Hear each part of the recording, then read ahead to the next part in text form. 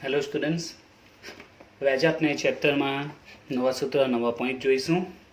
તો આજનું જે હેડિંગ છે તે સહવિચરણ અને સહસંબંધન પરથી નિયત સંબંધાંક શોધવાનો. તો આજના વિડીયોમાં આપણે જે નવો પોઈન્ટ આવશે તે સહવિચરણ અને સહસંબંધાંક એના પરથી નિયત સંબંધાંક શોધીશું. નિયત સંબંધાંક એટલે શરૂઆતમાં સમજાવ્યું હતું ચેપ્ટરની સ્ટાર્ટિંગમાં. નિયત સંબંધાંક એટલે આપણે જે બી શોધીએ છીએ અથવા જેને BYX કહીએ છીએ એને શું કહેવાય? નિયત સંબંધાંક. બરાબર. તો આપણે નિયત સંબંધાંક શોધવા માટે અલગ અલગ સૂત્ર વાપરતા હતા. બરાબર છે. જેમ કે તમે લાસ્ટ વિડીયોમાં આપણે જોયા હતા સૂત્ર, આ BYX સૂત્ર આપણે અલગ અલગ આ સૂત્ર યુઝ કરતા હતા. ઓકે, બી એટલે નિયત સંબંધાંક. તો એ સૂત્રના 3 અલગ અલગ સૂત્ર આપણે બની ગયા છે.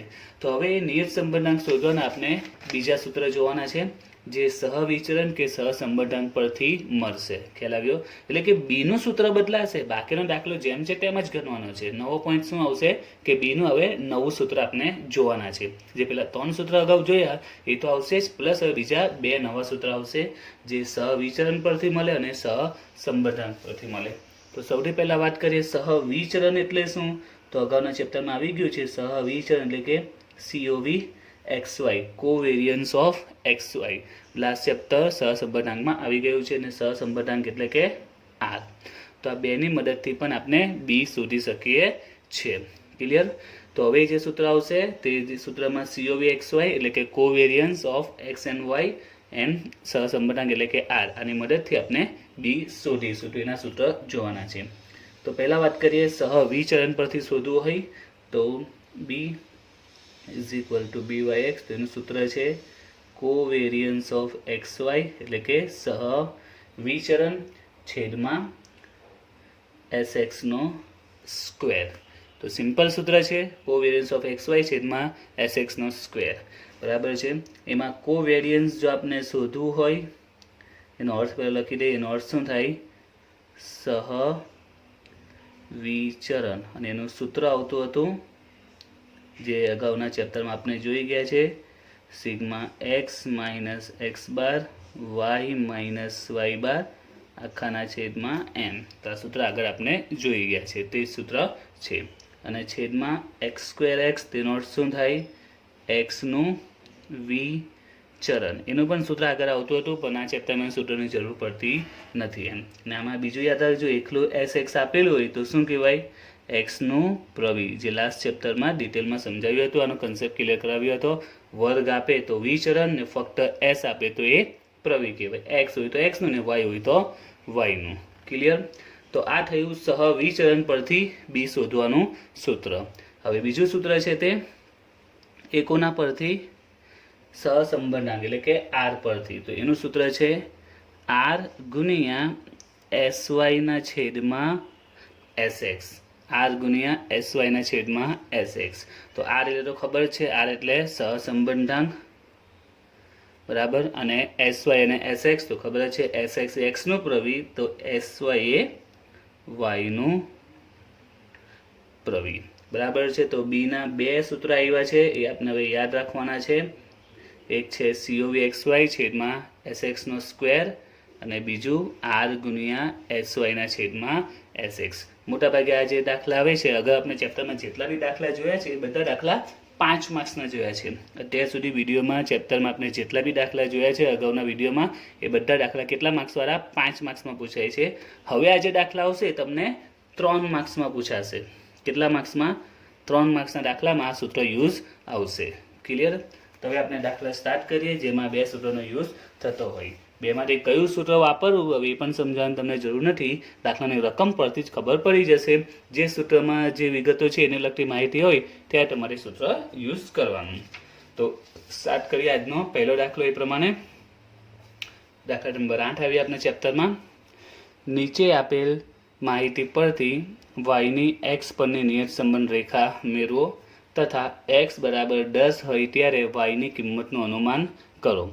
વાયની એક્સ પરની નિયત સંબંધ રેખા શોધવાની અને x 10 હોય ત્યારે y શોધવાનું છે. x બાર આપેલો છે, y બાર આપેલો છે, SX છે, SY છે અને R છે. તો દાખલામાં ખબર પડી જવી જોઈએ કે કયું સૂત્ર યુઝ થશે બીનું. તો પહેલાં આપણે જે શોધવાનું લખી દઈએ. શું શોધવાનું છે? વાયની એક્સ પરની નિયત સંબંધ રેખા જેનું સૂત્ર છે y cap is equal to a plus b x બરાબર. એમાં આપણે બી એટલે કે બીવાય એક્સ જો શોધવું હોય તેનું સૂત્ર કયું યુઝ કરવું પડે તો રકમ જોઈને ખબર પડી જાય છે કે રકમમાં એસ એક્સ એસ વાયને આર આપેલા છે તો એસ એક્સ ને એસ વાયને આર સહસંબંધક આપેલા છે તેનું સૂત્ર છે આર ગુણ્યા એસ વાયના છેદમાં એસ એક્સ. તો એ સૂત્ર યુઝ કરીશું આર ગુણ્યા એસ વાયના છેદમાં એસ એક્સ. તો આર જોઈએ તો આર આપેલો છે 0.60 ગુણ્યા એસ વાય છે 10.5 છેદમાં એસ એક્સ છે 2.3. તો 0.7 10.5 2.3 તો જવાબ આવે છે 2.74.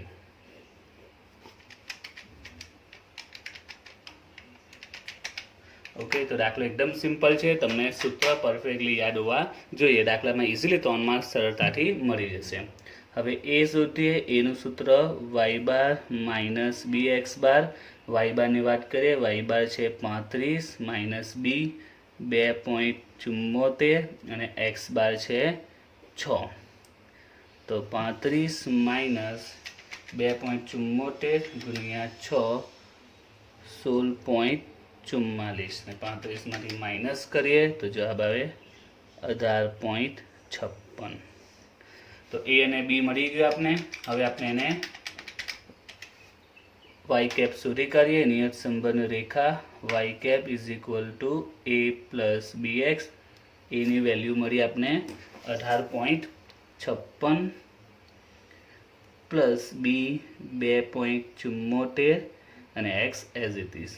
તો આપણે આ વાય કેપ મળી ગયું. વાય કેપ મળી ગયું, રાઈટ. બીજું શું શોધવાનું છે? એક્સ 10 હોય ત્યારે વાય શોધો. એક્સ બરાબર 10 ત્યારે વાય શોધવાનું છે. તો કંઈ નથી કરવાનું, આમાં એક્સની કિંમત આપણે મૂકી દઈએ 18.56 પ્લસ 2.74 એક્સ. એક્સની કિંમત કેટલી મૂકવાની છે? 10.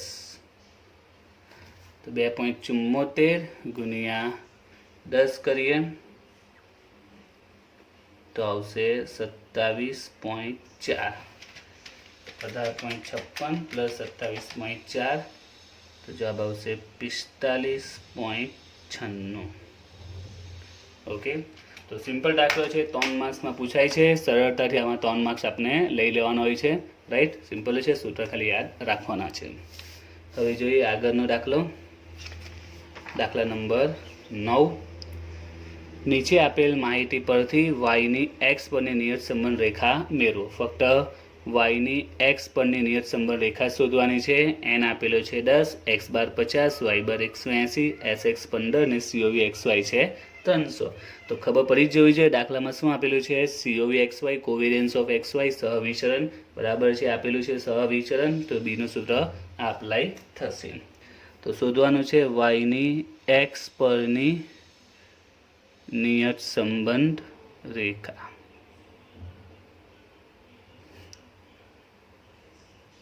સૂત્ર y cap is equal to a plus b x. તો હવે બીનું સૂત્ર કયું આવશે? તો covariance of x and y છેદમાં શું આવશે? યાદ રાખજો, છેદમાં એસ એક્સનો સ્ક્વેર આવશે. આ ખાસ યાદ રાખજો, છેદમાં શું છે? એસ એક્સનો સ્ક્વેર છે. તો સીઓવી એક્સ વાય તો દાખલામાં આપેલું છે 300. એસ એક્સનો સ્ક્વેર જોઈએ તો દાખલામાં તો એસ એક્સ 15 આપેલું છે બરાબર. આપણે એસ એક્સનો સ્ક્વેર જોઈએ છે, 15નો વર્ગ કરીએ તો કેટલા આવે? 225. તો છેદમાં 225. યાદ રાખજો, છેદમાં શું આવે છે? એસ એક્સનો વર્ગ આવે છે. તો ઇક્વેશનમાં ફક્ત એસ એક્સ આપેલું છે તો એનો વર્ગ કરી દો. તો 300 ભાગ્યા 225 1.33. હવે એ શોધી નાખીએ.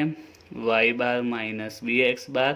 વાય બાર છે 180, બી મળ્યું 1.33 અને એક્સ બાર 50.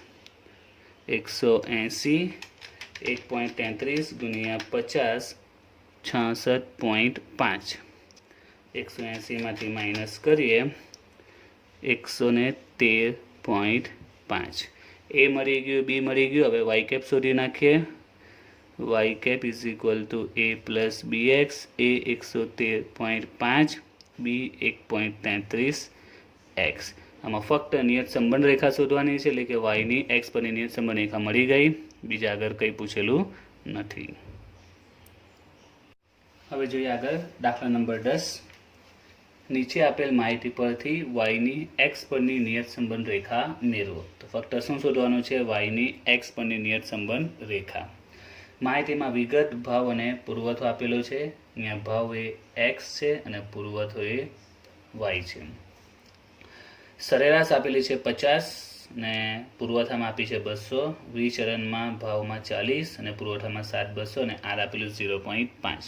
તો આપણને ખબર છે સરેરાશ એટલે શું કહેવાય? સરેરાશ એટલે મધ્યક કહેવાય. બરાબર, સરેરાશનો અર્થ શું થાય? મધ્યક, જે આપણે બધાને ખબર છે. એટલે કે અહીંયા મધ્યક આપેલો છે. હવે એક્સમાં 50 છે, એટલે કે એક્સનો મધ્યક કેટલો છે? 50. સરેરાશ એટલે મધ્યક કહેવાય. તો એક્સનો મધ્યક કેટલો છે? 50. એક્સનો મધ્યક 50 એટલે કે એક્સ બાર 50. એ જ રીતે વાયનો મધ્યક 200 છે, એટલે વાય બાર 200. આ રીતે દાખલા પણ આગળના ચેપ્ટરમાં આવી ગયા છે. ત્યાં પછી વિચરણ. તો યાદ રાખજો, વિચરણ અને પ્રમાણિત વિચલન, આમાં કન્ફ્યુઝન નહીં થવાય. વિચરણ એટલે શું કહેવાય? વર્ગ કહેવાય એસનો. અને પ્રવિ એટલે ફક્ત એસ કહેવાય. તો યાદ રાખજો, વિચરણ અને પ્રમાણિત વિચલન, આ બેમાં ભૂલ નહીં પડે. ઘણીવાર આમાં ઊંધું થઈ જાય છે. વિચરણ એટલે કે વર્ગ આવે અને પ્રવિમાં ફક્ત એકલો વર્ગ વગર એસ આવે. તો અહીંયા શું આપેલું છે? વિચરણ આપેલું છે, એક્સનું 40 ને વાયનું 7,200. તો વિચરણ છે એટલે એક્સ સ્ક્વેર કહેવાશે અને એક્સમાં છે એટલે એસ સ્ક્વેર એક્સ, જે છે 40, અને વાયનું છે તે એક્સ સ્ક્વેર વાય, એ આવશે 7,200. તો યાદ રાખજો, વિચરણ હોય એટલે વર્ગ લાગે. જો અહીંયા પ્રમાણિત વિચલન કીધું હતે તો આ એસએક્સ 40 કહેવાતે, એસવાય 7200 કહેવાતે. બરાબર છે. અહીંયા પ્રમાણિત વિચલન હોતે તો, પણ આપણું શું છે? વિચરણ છે એટલે વર્ગ લાગે. એસ સ્ક્વેરનો વર્ગ એટલે કે x square x 40, x square y 7200. હવે અહીંયા સૂત્ર કયું રાખશે તેને બીજું આર આપેલું છે 0.5. તો દરેક દાખલામાં આપણે બીનું સૂત્ર જ વિચારવાનું છે. અગાઉના જે મોટા દાખલા જોયેલા 5 માર્ક્સમાં, એમાં પણ બીનું સૂત્ર જ આપણે વિચારવું પડતું હતું. તો અહીંયા પણ તમારે એ ઇમ્પોર્ટન્ટ છે કે બીનું સૂત્ર કયું લાગશે. તો દાખલામાં સહસંબંધાંક આર આપેલો છે, તો બીનું સૂત્ર આ લાગશે, આર ગુણ્યા એસવાયના છેદમાં એસએક્સ. હવે આસના જે સૂત્ર છે એમાં ફક્ત એસવાય ને એસએક્સ છે, જ્યારે આ શું છે? એક્સ સ્ક્વેર અને એક્સ સ્ક્વેર આપેલા છે એક્સ ને વાયમાં. તો તમારે લોકોનું વર્ગમૂળ કરી નાખીએ, એકલો એસએક્સ ને એકલું એસવાય શોધી નાખીએ. 40નું વર્ગમૂળ કરીએ તો જવાબ આવશે 6.32 અને એસવાયનું વર્ગમૂળ કરીએ તો 84.85. ઓકે, તો આપણે બંનેનું વર્ગમૂળ કરી નાખ્યું, કારણ કે આપણે જે બીનું સૂત્ર વાપરીશું એમાં ફક્ત એસવાય ને એસએક્સ આવે છે, વર્ગ આવતા નથી. રાઈટ. તો આપણે શોધી નાખીએ વાયની એક્સ પરની નિયત સંબંધ રેખા.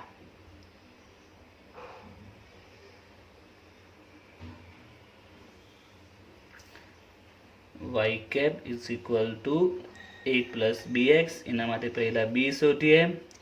વીનું સૂત્ર આર વાળું, સહસંબંધાંક વાળું, આર ગુણ્યા એસવાયના છેદમાં એસએક્સ, જેમાં આર આપણે આપેલો છે 0.5, એસવાય છે 84.85 અને એસએક્સ છે 6.32. તો 0.5 ગુણ્યા 84.85 ભાગ્યા 6.32. તો જવાબ આવશે 6.71.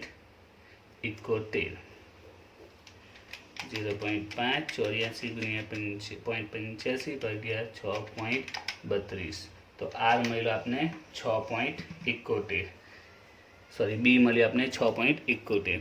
બી મળી ગયો. હવે આપણે એ શોધી નાખીએ. એ બરાબર વાય બાર માઇનસ બી એક્સ બાર.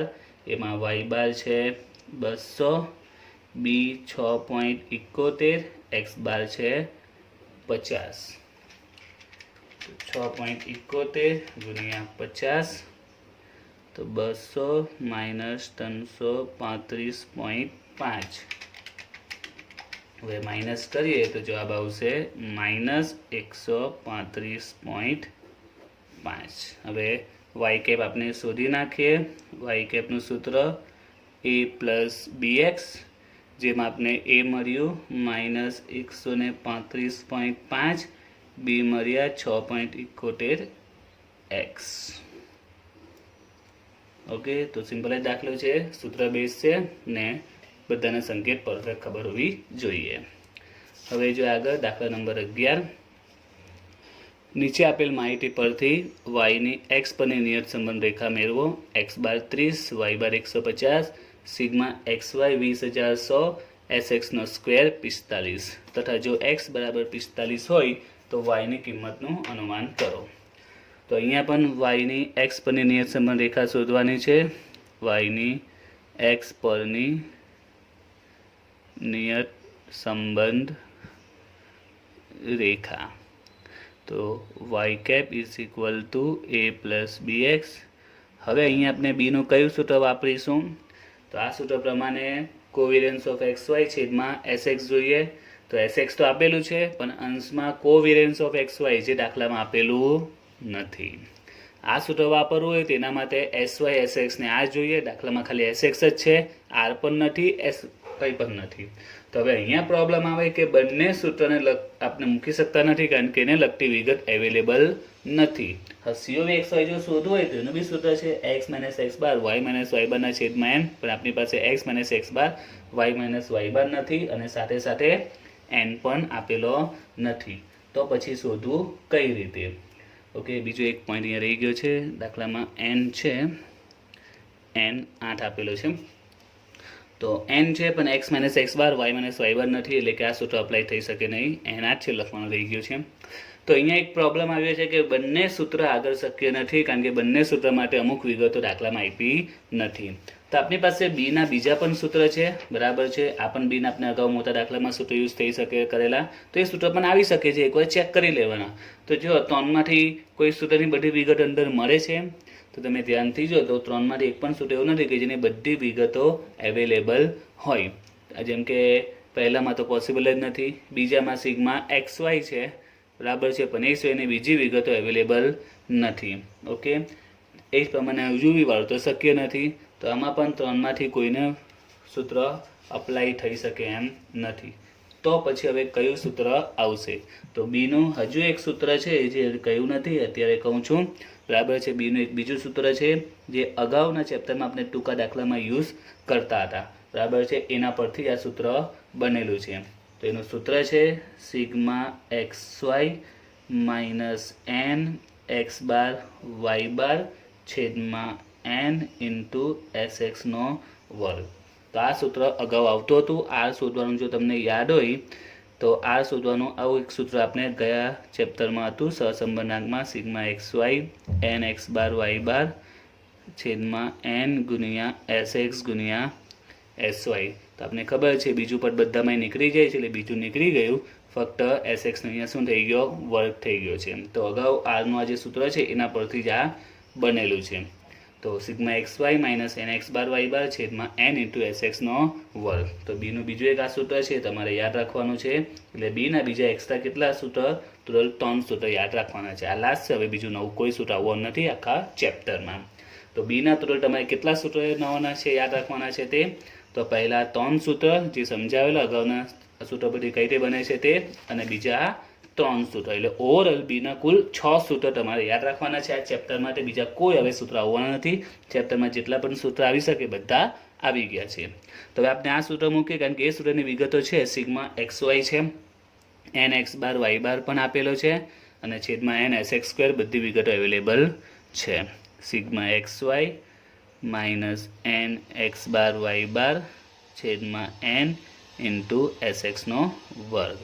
સિગ્મા xy છે 20100, n છે 8, x બાર 30, y બાર 150 છેદમાં n 8 અને sx નો સ્ક્વેર છે 45, બધી રકમ આપેલી જ છે।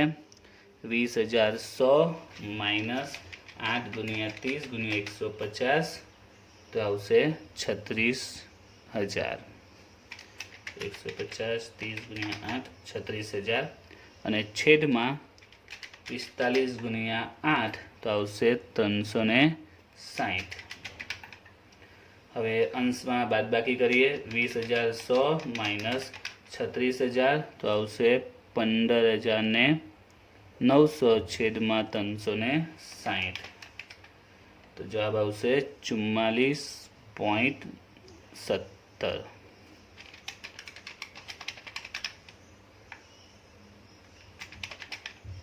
ઓકે, બી મળી ગયું. હવે આપણે એ શોધી નાખીએ. એનું સૂત્ર વાય બાર માઇનસ બી એક્સ બાર. વાય બાર છે 150, બી મળ્યું માઇનસ બી મળે છે 20,100 માઇનસ 36, જવાબ માઇનસમાં આવે છે માઇનસ 44.17 અને એક્સ બાર છે 30.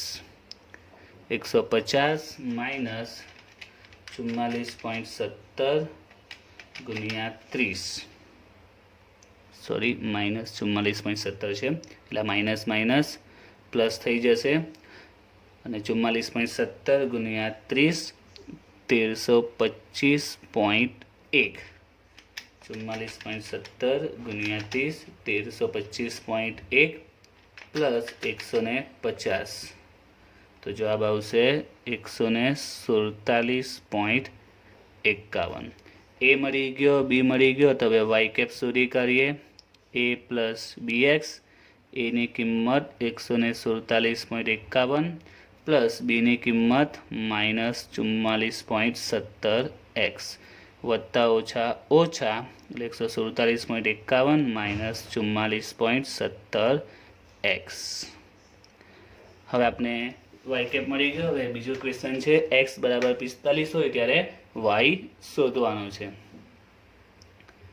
એક્સ બરાબર 45 ત્યારે વાય શોધવાનો છે. તો આમાં કિંમત મૂકી દઈએ. 147.51 માઇનસ 44.17 એક્સ. એક્સની કિંમત 45, 44.17 ગુણ્યા 45. તો જવાબ આવે છે 1987.65 માઇનસ 147.51. તો વાય કેપ આવે છે 1840.14. ઓકે.